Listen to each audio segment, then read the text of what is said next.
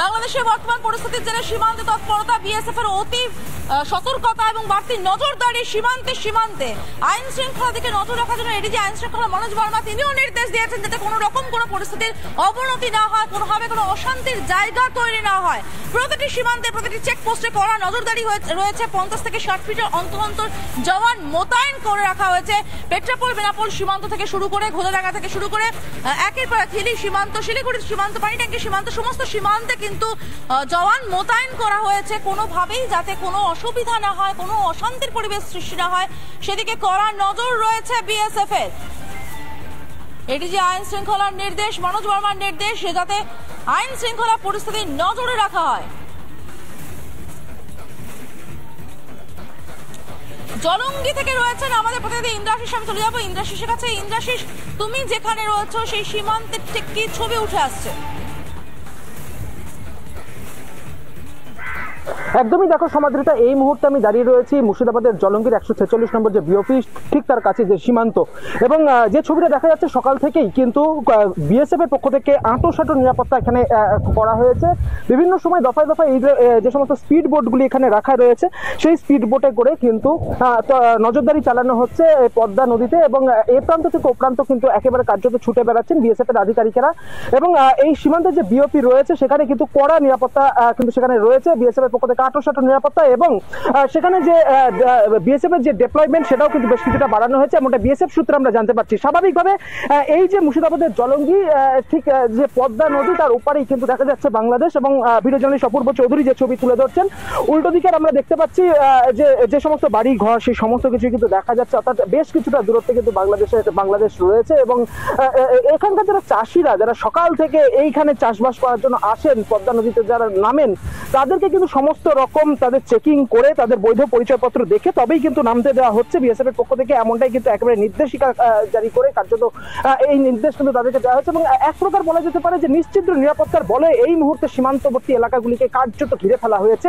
পাশাপাশি তোমাকে জানিয়ে রাখবো, এই যে সীমান্ত তুমি দেখতে পাচ্ছ একেবারে খোলা একটি সীমান্ত এলাকা, এবং সেখানে বিভিন্ন সময় কিন্তু পাচারের মতো ঘটনা, বিভিন্ন অনুপ্রবেশকারী থেকে শুরু করে পাচারকারী তারা কিন্তু এই পদ্মা নদীটিকে তারা কিন্তু ব্যবহার করে থাকে। সেই জায়গা থেকে দাঁড়িয়ে এই বাংলাদেশ অশান্ত পরিস্থিতি, এবং তারপরে যাতে কোনো রকম ভাবে সেরকম কোনো পাচার কাজ যেখানে না হতে পারে, বা বাংলাদেশ থেকে কোনো রকম অনুপ্রবেশকারী যাতে ভারতে না প্রবেশ করতে পারে, সেই দিকটাও কিন্তু নজর দিচ্ছেন বিএসএফ এর আধিকারিকেরা।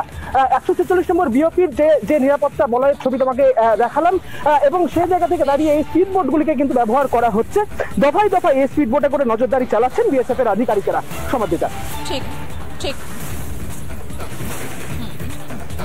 নজর রাখো সীমান্তে। আমি হিলি সীমান্তে একটু নজর রাখবো, সেখান থেকে রিপন রয়েছে আমাদের সঙ্গে। রিপন, হিলি সীমান্তে ঠিক কি ছবি? একেবারে সমাজে দেখো, সকাল থেকে কিন্তু আমরা হিলি সীমান্তের যে চিত্র সেটা কিন্তু দেখাচ্ছি। সকাল থেকে হিলি যে সীমান্ত সেখানে কিন্তু যাতায়াত বন্ধ ছিল, পাসপোর্ট ভিসাতে যাতায়াত সেটা কিন্তু সাধারণ মানুষের জন্য বন্ধ ছিল।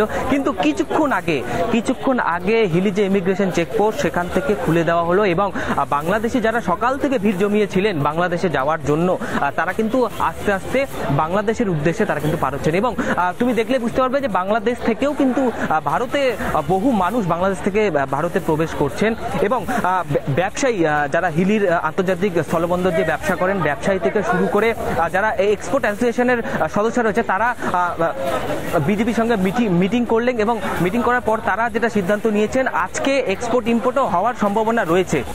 কারণ বাংলাদেশে বহু ইন্ডিয়ার গাড়ি আটকে রয়েছে, আর সেই সমস্ত কিছু গাড়ি খালি করার পর ভারতে পাঠালে ভারত থেকে হিলি স্থলবন্দর হয়ে বাংলাদেশে যে এক্সপোর্ট সেটা কিন্তু করবে, এবং আজকে থেকে এক্সপোর্টেরও চালু হওয়ার সম্ভাবনা রয়েছে।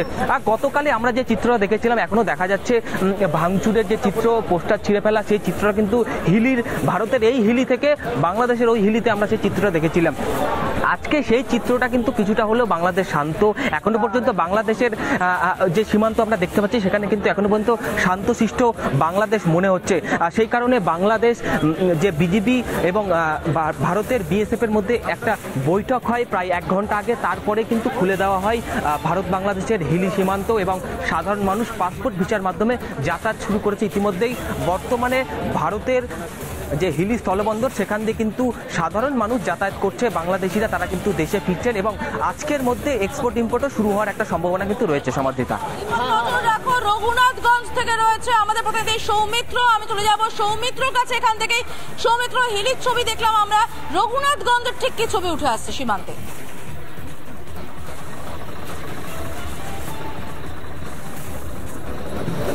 আমি এই মুহূর্তে দাঁড়িয়ে আছি মুর্শিদাবাদ জেলার রঘুনাথগঞ্জ থানা এলাকার বৈরাঘাট সীমান্ত। আমি দেখাবো সেই ছবি। এই যে পদ্মা নদী, এটাকে বলা হয় কাটি পদ্মা। এর পরে রয়েছে চর ফিরোজপুর, আর চর ফিরোজপুরে কিন্তু কোনো ধরনের কাঁটা তারের বেড়া নেই, একেবারে খোলা সীমান্ত। চর ফিরোজপুরের পরেই রয়েছে বাংলাদেশ। এখানে দেখতে পাচ্ছি যে সাধারণ মানুষরা নৌকার মাধ্যমে যাতায়াত করছে, তবে বিএসএফ এর পুরো পারমিশন নিয়ে তারা কিন্তু চর ফিরোজপুর এলাকায় যাচ্ছে এবং কড়া নিরাপত্তার চাদরে মুড়ে ফেলা হয়েছে পুরো এলাকা। জানা যাচ্ছে এখানে কিন্তু এর আগে বহু ঘটনা ঘটেছে, বহু অনুপ্রবেশের ঘটনা ঘটেছে এবং গুরু পাচারের ঘটনা কিন্তু এখানে ঘটেছে। এই খোলা সীমান্ত থাকায় এখান দিয়ে কিন্তু অহরহ গরু পাচারের ঘটনা ঘটতো আগে, কিন্তু যদিও এখন কড়া নিরাপত্তা বলয়ের মধ্যে বেঁধে রেখেছে পুরো এলাকা। একেবারে বিএসএফ একেবারে ব্যাপক নজরদারি চালাচ্ছে, যাতে বাংলাদেশের অশান্তির কারণে কেউ এখানে অনুপ্রবেশ না করতে পারে, অনুপ্রবেশ যারা কারী রয়েছে তারা যেন না ঢুকতে পারে। যারা ক্ষমতাশীল দলে রয়েছে, অর্থাৎ যারা ক্ষমতাশীল দলে ছিল আওয়ামী লীগের নেতা নেত্রীরা, তাদের সম্ভাবনা রয়েছে ভারতে চলে আসার, কিংবা বাংলাদেশের সংখ্যালঘু সাধারণ মানুষ তাদেরও সম্ভাবনা রয়েছে ভারতে চলে আসার। তো সেই কারণে একেবারে কড়া নিরাপত্তার চাদরে মুড়ে ফেলা হয়েছে পুরো এই বর্ডার চত্বর। এই মুহূর্তে দেখতে পাচ্ছি যে নৌকার মাধ্যমে ল্যাপটপটা বন্ধ দেখানোর চেষ্টা করছি যে নৌকার মাধ্যমে সাধারণ মানুষরা যাতায়াত করছে, নৌকার মাধ্যমে একেবারে কড়া নিরাপত্তার চাদরে মুড়ে ফেলা হয়েছে। যেহেতু এটা খোলা সীমান্ত, সহজেই কিন্তু বাংলাদেশের পাড়ে যাওয়া যায়। বাংলাদেশের ওই পাড়েই রয়েছে রাজশাহী, এর পাশাপাশি রয়েছে চাঁপাইনবাবগঞ্জ জেলা। অর্থাৎ রাজশাহী এবং চাঁপাইনবাবগঞ্জ জেলা থেকে খুব সহজেই কিন্তু এই সীমান্তে এই রঘুনাথগঞ্জে আসা যায়, তাই সেই দিকটা নজর রাখছে বিএসএফ। বর্ডারের সিকিউরিটি একেবারে বাড়ানো হয়েছে। বেশ নজর রাখো সৌমিত্র, নজর রাখো। আমরা নিশ্চিতভাবে সমস্ত দিকগুলো নজর রাখবো, প্রত্যেকটা সীমান্তে নজর রাখবো। এই মুহূর্তে স্টুডিওতে পিউ রয়েছে, পিউ এর কাছে একটা নতুন কোনো খবর পাচ্ছি আমরা। পিউ, একেবারে ঠিক তাই সমাদৃতা, তুমি যেমনটাই বললে, আরো একটা নতুন খবর, নিঃসন্দেহে নতুন খবর। কারণ একটু আগে আপনাকে দেখেছিলাম যে কিভাবে শেরপুরে সেখানকার সংশোধনাগার থেকে জেল যারা ছিলেন বন্দী তারা পালিয়েছিলেন।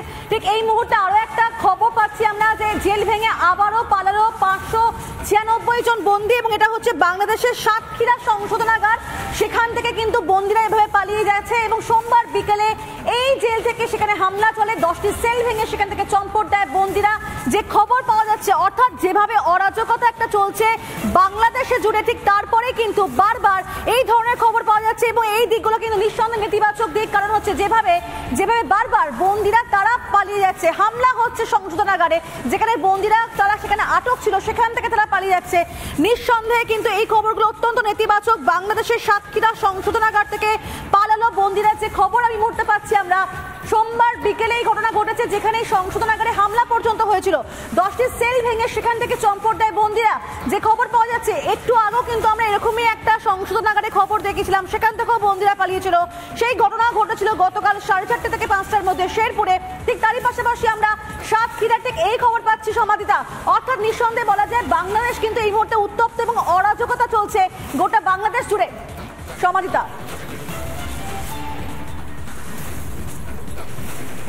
নিশ্চিতভাবে অরাজকতা চলছে এবং যে খবর আমরা বারবার দেখাচ্ছি, জেল ভেঙে এবার বন্দীরা পালিয়ে যাচ্ছে, জেল ভেঙে বন্দীরা পালিয়ে যাচ্ছে। এবং শুধু একটা আধটা ঘটনা নয়, একের পর এক জেল ভাঙা হচ্ছে। কি উদ্দেশ্যে ভাঙা হচ্ছে? এই আন্দোলনের শুরু থেকে আমরা বলেছিলাম, শুরুতেই আমরা দেখেছিলাম বিভিন্ন কারাগারে আক্রমণ চালানো হয়েছে, বন্দী ছিনিয়ে নেওয়ার চেষ্টা করা হয়েছে।